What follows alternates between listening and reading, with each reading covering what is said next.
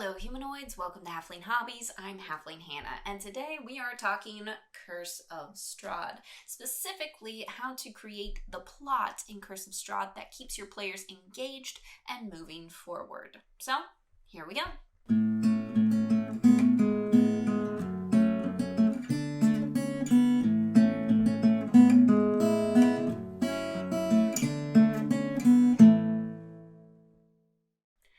First of all, I want to be super clear that there is no one way to run CoS Strahd. That is the whole point. They do a whole fortune-telling system in this to make it specifically playable in a bunch of different ways. It is also, if you are expecting an adventure that takes you from this point to this point and tells you exactly how to get there, that is not what this adventure module is. This is an open world sandbox where there's a whole bunch of things for your players to do, and eventually they end up fighting the boss, which is odd. He doesn't like me talking about him like that. This is an open world sandbox where your players get to do pretty much whatever they want, wherever they want, and eventually they gain enough levels and items and allies to take on Strahd himself, where they hopefully can defeat him and leave Rovia. But how they do that and where they go is entirely up to them. Like I said, it's an open world sandbox, and there's really no instructions or directions given to kind of help players through this world that is Rovia. They just discover things and decide what they want to do. And this is great. If that is the kind of game that you like to play, there you go. Play it like that. That's great. I've found that my players, if they don't have a specific direction to go, they feel like they're doing something wrong. They feel like they're not progressing the story, and my players need that. That's not wrong. That's not a bad thing. It's just what my players need. There are other players who do not need any sort of clear path, and they're perfectly happy with that. They prefer it that way. You just need to know your players. If you have players like mine, or if you're DM like I am, where I like to have kind of a path, not a road or a railroad per se, although I think that's totally overdone and over-dramatized. But I do like to have a clear idea of, where the story is going. That way, I, as the DM, can give plot hooks, I can give hints, I can give, I can hide little Easter eggs here and there for my players to find. They like that. They enjoy that kind of thing. So that's what I like to do. So in order to do that, I kind of created a plot guide that I love to use when I am running a game of CoS Strahd. It takes players from level 1 to 10 and ends up taking them all over Barovia with plenty of time to fiddle around with whatever side quest they feel like doing. I have made sure to place items in the areas that I specifically want them to go to, and if they don't end up doing some of the other things, I don't care. They can choose to do that or not. I just don't make it a big part of the plot. So, without further ado, here is how I structure my plot in CoS Strahd. You're welcome to use it, use part of it, use none of it. But just keep in mind that, again, this was personal preference. You can do whatever you want. That is how the game is set up. So, let's begin with Madam Eva. So when my players first come into Barovia, regardless of what hook I decide to use, how they end up getting there, I've got a whole video on that. So they meet the Vestini and Madam Eva first, and she does a card reading. Obviously, I have decided where the things go ahead of time. That's part of the plot guide. So here are the items and their locations. Number 1. The holy symbol of Ravenkind is at the Wizard of the Wine Vineyard. The Sun Sword is at Argenvost Holt. And the Tome of Strahd is at the Abbey of St. Markovia. Now, I specifically chose these locations because the areas that they are in start from the lowest level up to the highest level. So as your players progress in levels, they're going to be gaining these items. We'll talk about that more in just a minute. Once they have done the card reading, which I'm going to create a whole video on creating the ambiance for that card reading, because that's probably going to be one of your first sessions, and that can be really cool, and I highly suggest making that super cool. So we're going to do a whole video on how to do that ambiance. But once they have done that, I always have Madame Eva tell them about someone who is in distress if I haven't used one of the hooks that specifically takes them to Irina. But if I haven't used one of those, then Madame Eva sends them on to the village of Barovia to find Irina because she needs their help. So they go, number 1, to the village of Rovia. Here you have the optional, if you started them out at level 1, I suggest you send them through Death House. If you started them at level 3, which is what I usually do, then Death House is optional and they don't necessarily need to go through it. But of course, if they explore the area, that's one of the things that they could go into if they wanted to. But I don't super push it if they're already at level 3. So their first item of business in the village of Barovia is to find Irina. Irina will then tell them about the situation that's going on with Strahd, how he has been obsessed with her, and how her father has recently died, but no one will help her take him to the cemetery to be buried because they're afraid of Strahd. Here's where she will ask the players to take her father's body to the cemetery. Donovich will suggest that they take Irina to Valaki. I hope I'm saying that a little bit closer. I get yelled at for that every time. But they can take her to Valaki, where there is a church that is blessed by the bones of St. Andrew, and Strahd can't touch it. And they think that she'll be safe there. Next up is the town of Valaki. Valaki?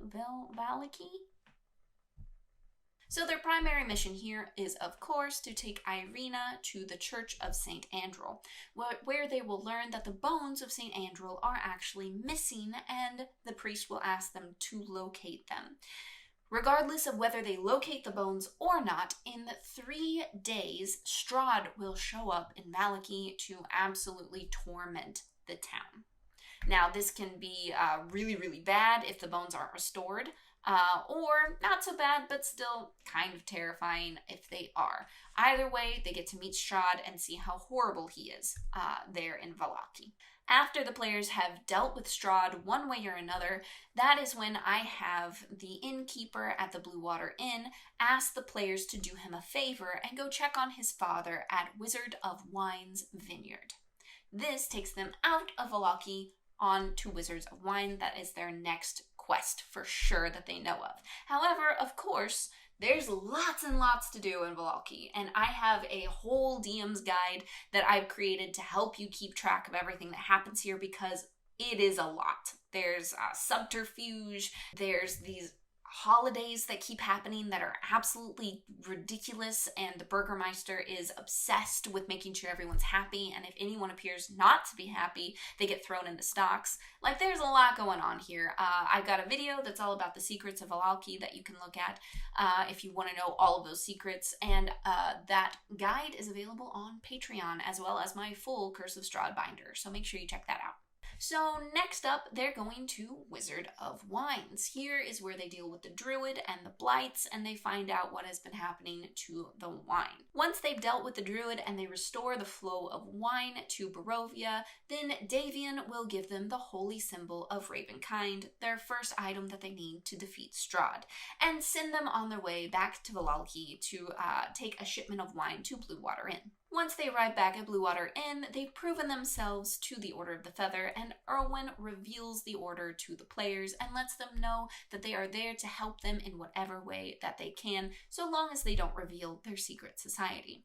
And speaking of helping them, they have on good authority that there is another powerful item that is located at Argynvost Holt. So players need to next go to Argynvost Holt in order to explore the ruins and find the Sun Sword. The Sun Sword can only be discovered after the dragon's head has been restored to the mausoleum and the beacon has been lit, which is a whole thing in and of itself, so that's going to be a long process. Once the beacon has been lit, they are going to run into Esmeralda. Esmeralda is going to tell the players that she is also on the hunt for powerful items to destroy Strahd, and she's learned of a magic pool and an undying abbot over in Krezk.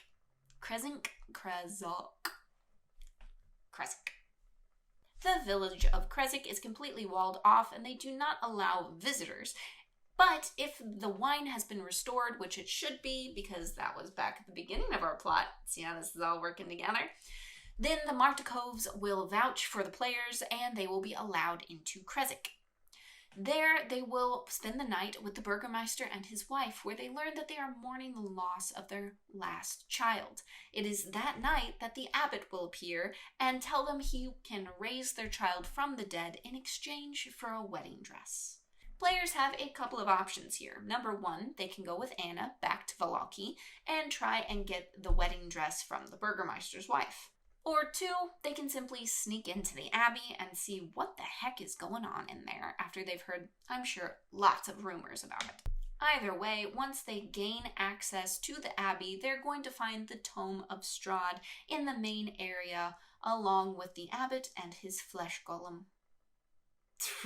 That one's a really fun little plot thing, which is why I include it, because I absolutely love playing the abbot. He's so self-righteous and insane at the same time. It's really, really fun. By this point, your players should be at least level 8, have all 3 items, and they can either finish up some of the side quests, find their ally, but eventually they're going to need to make their way to Castle Ravenloft to have it out with Strahd himself.